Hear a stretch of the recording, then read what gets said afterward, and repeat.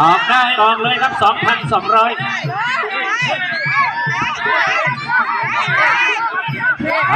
ฮันนี่เตรียมเลยฮันนี่กระถาเพชรคุยรุ่นเตรียมเลยอย่านวดเยอะขึ้นไปเดียวเพื่อนนวดให้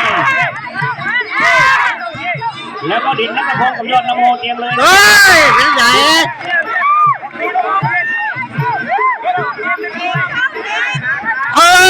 เอาสิเอาสิเอาสิเอาสิเอาสิเอาสิเอาสิเอาสิเอาสิเอาสิเอาสิเอาสิเอาสิเอาสิ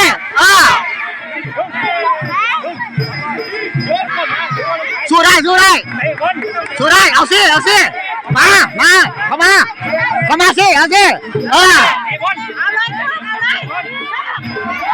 เอาสิเอ้ยเย็บ3 ยก 2,200ออกได้ออกเลยครับเพชรนาคาโชคดีแต่โชคดีครับโชคดีจะโชคดีจะโชคดีหรือเปล่าวันนี้นั่นแหละเฮ้ยแยกเข้ามาพี่เข้ามาพี่เข้าที่มุมเลยฮันนี่ลงใส่เร็วเข้ามา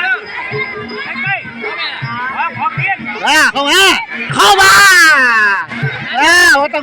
เอาไปไหนล่ะเข้ามาบอกเก่ง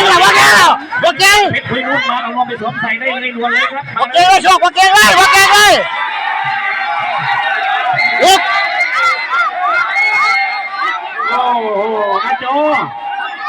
บอกเก่งโอ้